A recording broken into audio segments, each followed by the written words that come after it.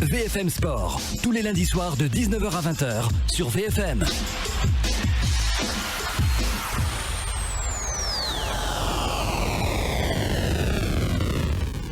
Nous nous retrouvons aujourd'hui pour le résumé du match qui a eu lieu le 15 décembre 2019 au stade Evelyne Baillet où l'Avenir Valencien affrontait l'association sportive l'Ayracaise dans le cadre de la 11e journée de la poule 5 de Fédéral 2. Match avec un fort enjeu des deux côtés, les Valenciens qui veulent se rattraper de leur défaite subie à Riom la semaine d'avant et toujours rester invaincus à domicile.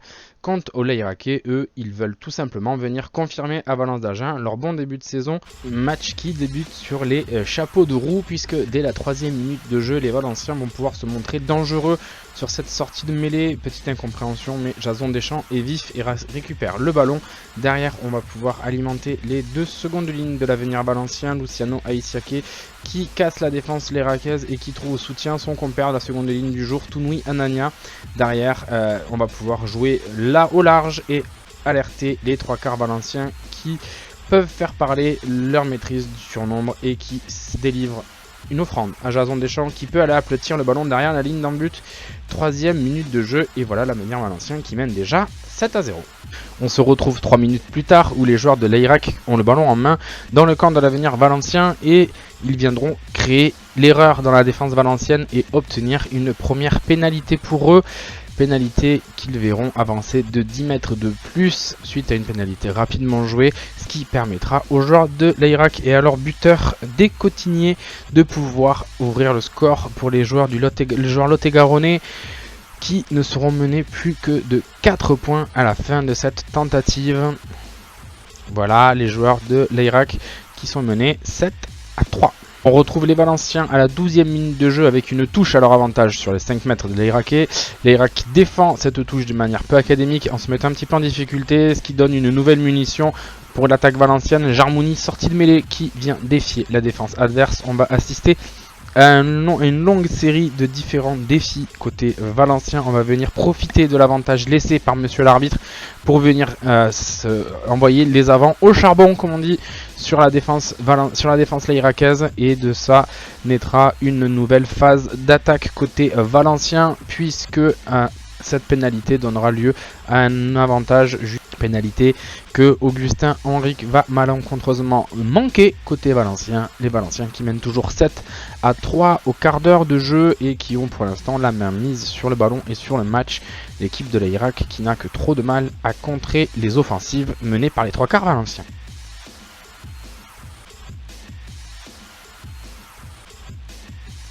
On retrouve les Layrakais en position du ballon à la 17e minute de jeu avec une touche en leur faveur sur les 22 mètres valenciens. Touche perdue sur le lancer de Benjamin Gasque. Ballon récupéré par les Valenciens qui sont mis dans l'avancée par leur talonneur Salem Kanfous. Derrière, on envoie le jeu au large. Benjamin Bordery qui va pouvoir alerter ses trois quarts. Et c'est Augustin Henrique qui va faire toute la différence sur cette fin de passe accélération. Il efface la défense de l'Ayrac et derrière, il négocie très bien le 2 contre 1. Au soutien, il trouve Kevin Lecarreux. Kevin Lecarreux, pareil, qui sur un 2 contre 1 négocie bien et sert Boris Nassau. Les Valenciens qui marquent le 2e essai du match et qui, suite à cet essai, mèneront sur le score de 12-3 puisque Augustin Henrique manquera la transformation.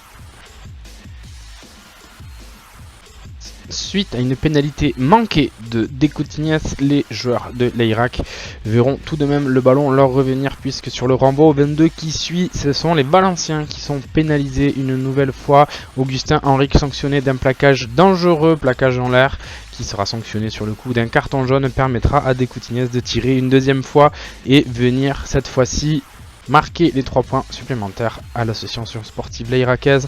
Valence d'Agen 12, l'Ayrac 6.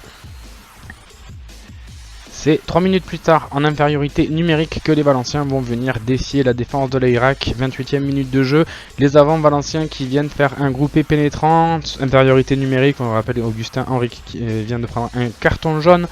Les Valenciens qui décident du coup de faire parler leurs avants et sur cette action, ils viendront par obtenir dans un premier temps un avantage laissé par monsieur l'arbitre et les avants et les hommes de Guillaume Dulay vont pouvoir continuer à avancer et venir chercher une pénalité plus proche du terrain suite à un jeu au pied.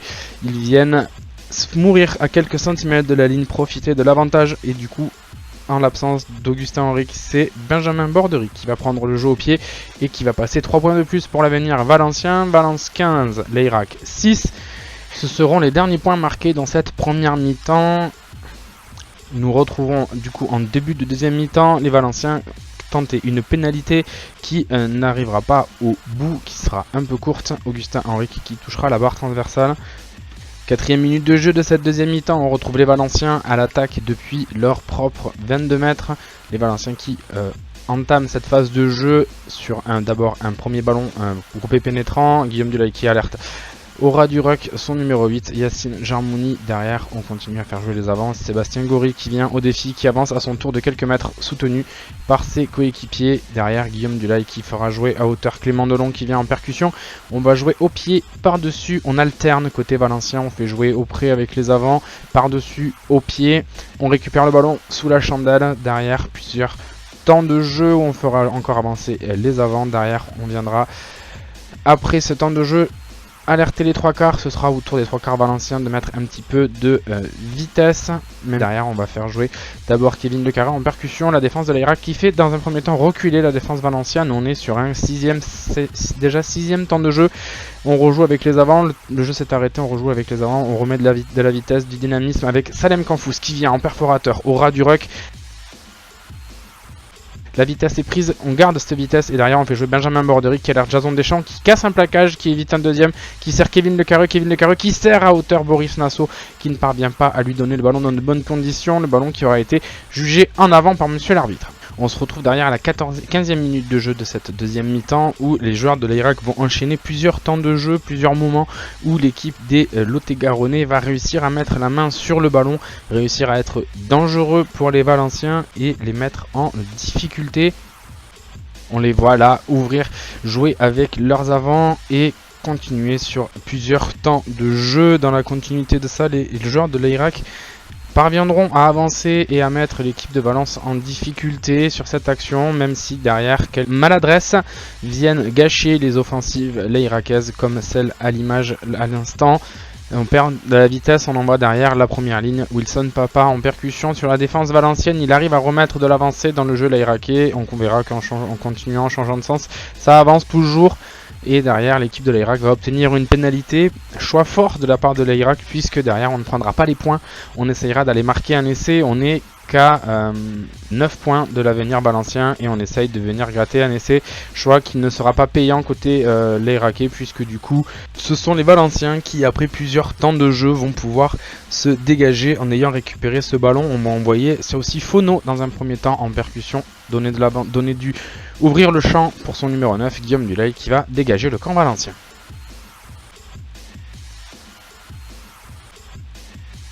On se retrouve à la 25e minute de jeu lors d'une des rares incursions valenciennes dans le camp de l'Irak pendant cette deuxième mi-temps.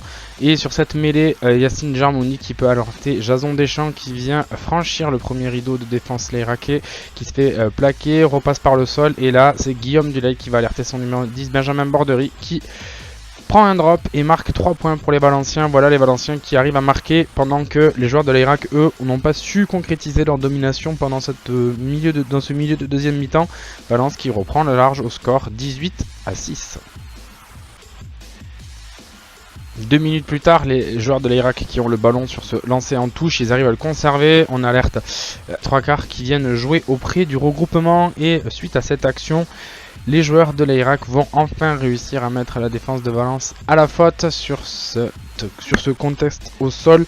Les joueurs valenciens qui ne lâcheront pas le plaqueur qui ne lâchera pas le joueur au sol et qui se verra sanctionné d'une pénalité que les joueurs de l'Irak concrétiseront par la botte de leur numéro 10 Descoutiniers qui prendra le but qui permettra à son équipe de revenir sur le score de 18-9.